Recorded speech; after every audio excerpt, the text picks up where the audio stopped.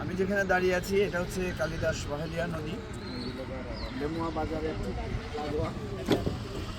এই নদীটা কিন্তু এখান থেকে ভেঙে এদিকে চলে আসছে অনেক দূর এবং বাজার কিন্তু হুমকির সম্মুখীন। এখানে অনেকগুলো বাড়ি আছে যেগুলো কিন্তু গত বন্যার সময় প্রচুরভাবে ভেঙেছে। এখানে অন্তত 5টি স্পট, আমি গতবার এসেছিলাম বন্যার সময়, 5টি স্পটে বাঁধটা ভেঙে গ্রামবাসী প্লাবিত হয়েছে এবং অনেকগুলো বাড়িঘর ব্যাপকভাবে ক্ষতিগ্রস্ত হয়েছে। এই রাস্তাটা ভয়ানকভাবে ক্ষতিগ্রস্ত হয়েছে, দেখলে মনে হবে যেন দ্বিতীয় বিশ্বযুদ্ধে বিধ্বস্ত কোনো একটা রাস্তা। এই যে দেখেন এখানে বাজারের বর্জ্য কিন্তু নদীতে ঢুকছে, কোনো ধরনের পদক্ষেপ নাই, কোনো ধরনের এই যে একটা প্রাকৃতিক একটা বিরাট ঝুঁকি তৈরি হচ্ছে, প্রাকৃতিক একটা সম্পদ আমাদের জন্য একটা ভয়ানক আগামীর দিকে আমাদের হাত ছানি দিচ্ছে, সেটার ব্যাপারে কোনো পদক্ষেপ এখন পর্যন্ত আমরা দেখছি না।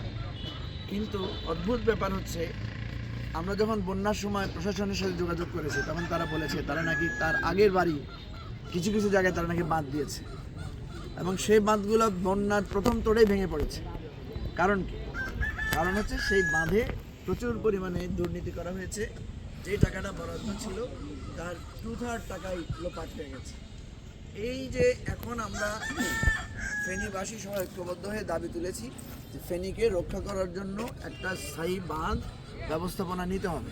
3টি নদীর বাঁধ, পাহাড়ি উজান ভারত থেকে পানি ছেড়ে দেওয়ার পরে এখানে একটা ঝুঁকি তৈরি করে। সেই জায়গা থেকে আমরা দেখলাম যে প্রায় 4,500 কোটি টাকার একটা বন্যার স্থায়ী বাঁধের জন্য একদিকে একটা আপনার পরিকল্পনা পাশ হয়েছে এবং বাজেটও বরাদ্দ হয়েছে।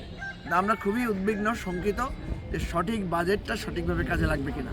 যারা ক্ষমতায় থাকবেন, যারা ক্ষমতায় আসবেন, তারা যদি এখান থেকে লোপাট করেন এবং নিজস্ব কন্ট্রাক্টর, নিজস্ব দলীয় লোকেরা যদি এখানে ভাগবাটোয়ারা করে নেন ইঞ্জিনিয়ারদের সাথে নানা ধরনের তদবির করে, তাহলে ফেনী আবারও এই ঝুঁকির মধ্যে থাকবে। এই বাঁধের এই যে ভাঙন, নদী ভাঙনটা, সেটা কিন্তু এই অঞ্চলের লোকদের জন্য একটা বিরাট ঝুঁকি তৈরি করছে। বিরাট একটা শঙ্কার মধ্যে দিয়ে তাদেরকে দিন কাটাতে হচ্ছে। বিশেষ করে লেমুয়া বাজারটা কিন্তু আজকে একটা বড় ধরনের ঝুঁকির মধ্যে আছে। এই বাজারটা এই অঞ্চলের মানুষের বাণিজ্যিক একটা বিরাট অর্থনৈতিক মিলন ক্ষেত্র, এখানে আমি যেটা বলতে চাই। সুতরাং আমাদের পরিকল্পনা হচ্ছে যে ফেনীকে রক্ষা করতে হলে ফেনীর যে 3টি নদী আছে যেগুলো মানুষকে এই অঞ্চলে, মানুষের কৃষি, মানুষের মৎস্য সহ, আমি অবাক হয়েছি গতবার বন্যার সময় এসে আমি দেখলাম যে মানুষ এখানে জাল মারছে কিন্তু কোনো মাছ পাচ্ছে না। আমি জিজ্ঞেস করলাম যে মাছ নাই কেন? বললো এখানে দীর্ঘদিন থেকে এখানে মাছের অভাব তৈরি হয়েছে। এটাও একটা প্রাকৃতিক দূষণের ফলে এটা হয়েছে। সুতরাং আমরা এই সংকটের সমাধান চাই, সমাধানের জন্য ফেনীবাসীকে ঐক্যবদ্ধ করতে চাই।